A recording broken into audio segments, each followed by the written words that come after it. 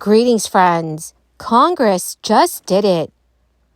Lawmakers in the House of Representatives just passed a new package of spending bills worth over $400 billion. The Senate is now expected to approve it before the upcoming government shutdown deadline. But Republicans are continuing to push for even further budget cuts.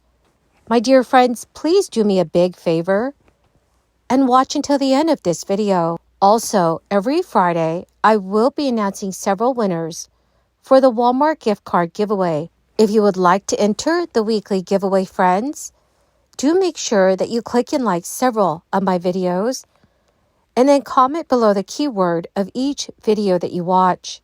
The more videos that you comment on, friends, the greater your chances of winning these giveaways. So Democrats are delivering on our promise to the American people to lower health care costs. For the first time, seniors insured on Medicare Part D have a cap on their out-of-pocket costs. And next year, not one single person, not one senior over the age of 65 will pay more than $2,000 a year for their prescriptions.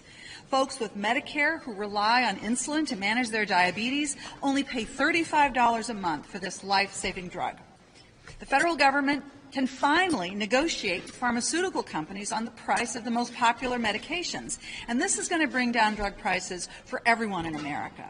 Now, pharma might not like this, but the American people do. Democrats are expanding choice and affordability for people who buy their health insurance on the insurance exchanges. And we've expanded the number of people whose premiums can be reduced and made more affordable through tax credits. And all of this is paying off. Over 21 million Americans signed up for marketplace insurance coverage, and that includes 5 million people who signed up for the very first time. That means these enrollment numbers are historic. More Americans have health insurance.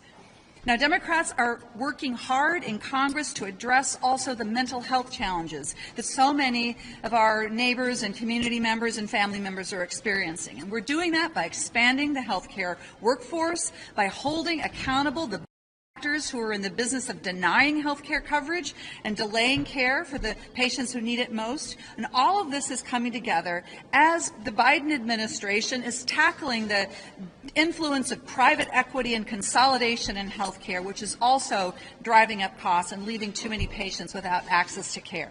So bottom line, Democrats are lowering health care costs for Americans, and we still have more to do. The House of Representatives recently passed a $460 billion spending package, compromising several key bills aimed at ensuring continued funding for vital federal agencies throughout the remainder of the budget year.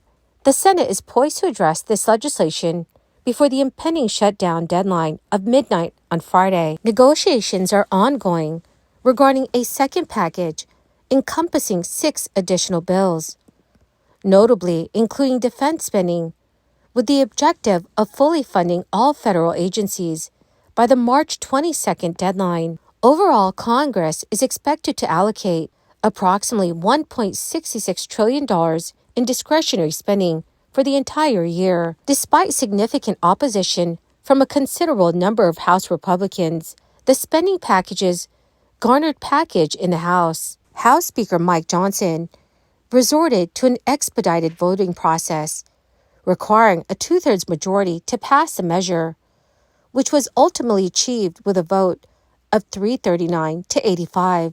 This year's non-defense spending, compared to the previous year, remains relatively flat. Advocates of this approach argue that keeping spending low below the inflation rate effectively amounts to a reduction, compelling agencies to adopt more prudent fiscal practices and prioritize essential initiatives. Notable cuts include a 10% reduction in funding for the Environmental Protection Agency and a 6% decrease for the FBI. Republican lawmakers had sought more substantial spending cuts and policy victories. The House Freedom Caucus, representing a significant faction of conservative Republicans, urged members to oppose both the first and second spending packages, asserting that they failed to address key Republican policy priorities. Additionally, Democrats highlighted provisions fully funding critical programs such as the Women Infants and Children Nutrition Program, which received a $1 billion increase from the previous year. Despite the bill's passage, House Republicans expressed concerns over the extended delay in funding federal agencies, with the budget year already 5 months overdue. Nevertheless, they emphasize improvements in the legislative process, breaking the tradition of bundling all spending bills into a single massive package, which often left lawmakers with insufficient time for review. So, dear friends, what are your thoughts on the current state of Congress and the Senate? Please let me know what your thoughts are in the comments section below. Federal Reserve Chair Jerome Powell emphasized on Wednesday that the central bank will refrain from initiating cuts to its key interest rate until it's confident that inflation is moving steadily towards its 2% target rate. Despite recent fluctuations in monthly price increases, Powell noted that inflation has eased substantially, signaling a positive development. He also emphasized the Fed's cautious approach, citing the need for more consistent and positive inflation readings to bolster confidence that recent moderation in price gains will be sustained. Powell highlighted the balanced risks associated with adjusting policy rates, cautioning against premature or excessive rate cuts that could reverse progress in taming inflation.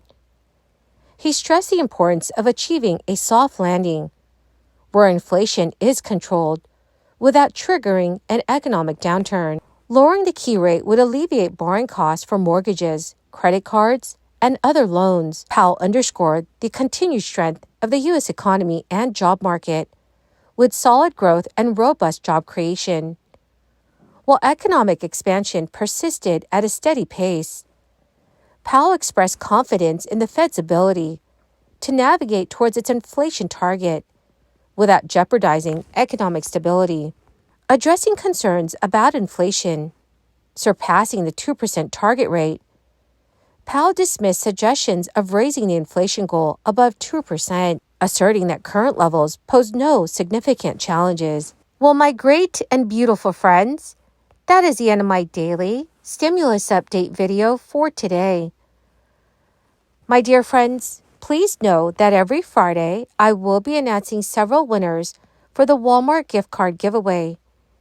If you would like to enter the weekly giveaway, friends, please make sure that you click and like several of my videos and then comment below the keyword of each video that you watch. The more videos that you comment on, dear friends, the greater your chances of winning these giveaways. Thank you, and have a wonderful and very blessed week.